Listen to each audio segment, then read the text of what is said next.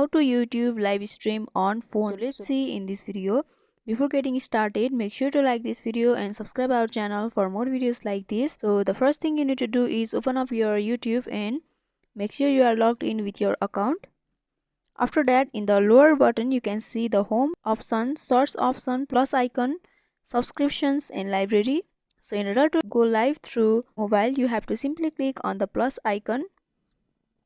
After that, here you can see you can create a short, upload a video, go live and also create a post. Since we are trying to go live, you can simply click on the third option, which is go live.